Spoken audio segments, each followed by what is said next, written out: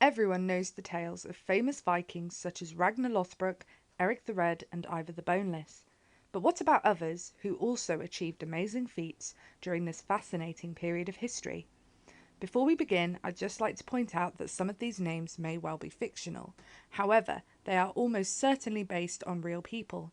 I guess we'll never know the truth, but these names and associated deeds live on. So, without further ado, here are a few lesser known Viking heroes. Number 1. Arngrim, a berserker who features in Hervera Saga, Gesta Danorum, Lay of Hyndla, and a number of Faroese ballads. According to Norse legend, Arngrim was once in possession of the magical sword Tyrfing. He apparently went to the king of Gardariki, the Old Norse term for the states within Kievan Rus, who owned the sword at the time. A battle ensued in which Tyrfing, wielded by King Svathurlami, cut straight through Arngrim's shield. Arngrim promptly cut off Svathurlami's hand with his own weapon before grabbing Tyrfing and using it to slay the king. He then captured Svathurlami's daughter, Ephira, and forced her to marry him. Another version of this story recounts that Arngrim actually became Svathurlami's war chief, winning many battles and conquering many lands on his behalf.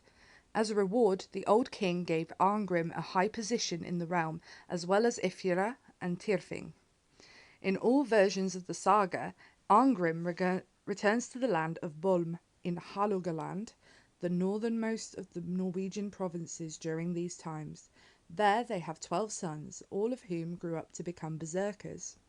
There are many variations of this story, each with slightly different details, but experts generally agree that a Swedish Viking called Arngrim did indeed exist.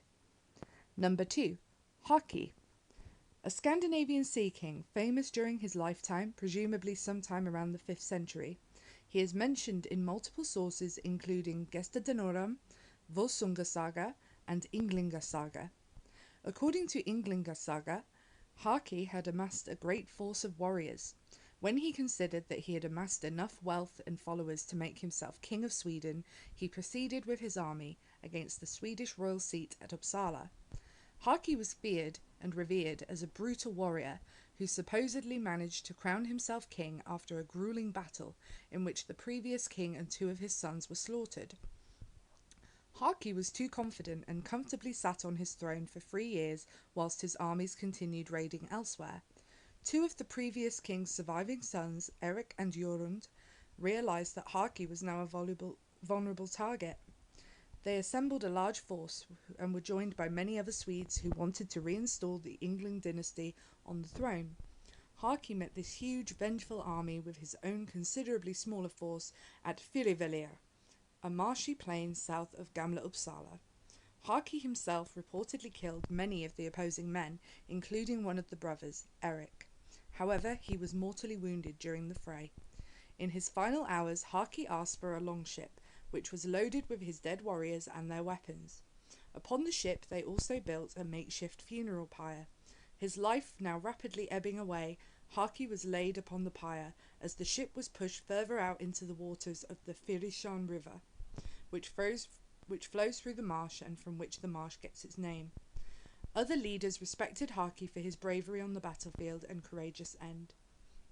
Number 3. Hrothgar. According to medieval sources, Hrothgar was a Dane who lived around the early 6th century. Appearing in the Anglo-Saxon epics Beowulf and Widsith, as well as in Norse sagas and poems, he was the son of Halfdan Skilding, a legendary Danish king.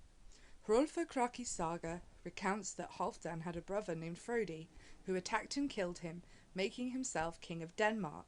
Frodi wanted to eliminate his nephews so that no one else could have a claim to his newly acquired throne, but Hrothgar and his brother Halgar survived on a remote island protected by a man named Vivil. Eventually, Hrothgar and Halgar avenged their father by killing their uncle Frodi. Halgar assumed the title of king, whilst Hrothgar, described as meek and blithe, instead joins the king of Northumbria, Nordri, marrying Princess Urgen. As recompense for Hrothgar's share of the Danish kingdom, Halgar gives him a golden ring.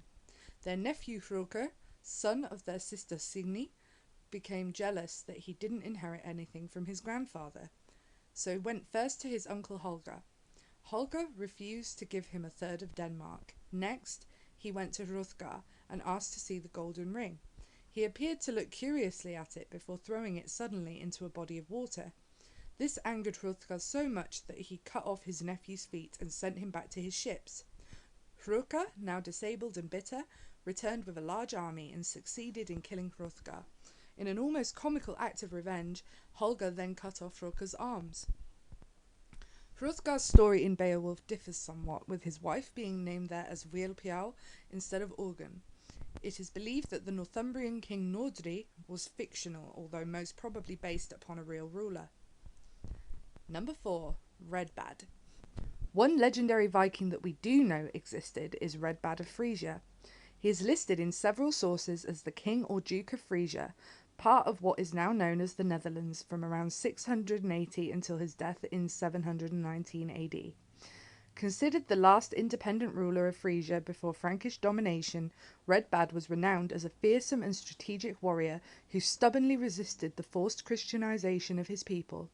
One monk did try to convert Redbad, but failed when he refused to be baptized, as he wouldn't join his ancestors if he went to heaven. Redbad was quoted as saying, "I'd rather spend eternity in hell with my pagan ancestors than heaven with my enemies." A descendant of Redbad renamed himself in honour of his ancestor, becoming Saint Radboud, a bishop of Utrecht. Redbad's legacy still lives on today, in the form of an opera by Wagner, Lohengrin, and in albums by bands such as Ophidian Forest and Balders Dromar. A university and medical facility in the Netherlands were also named after Redbad respectively. There is a Dutch movie called Redbad 2, which is a chronicle of his life.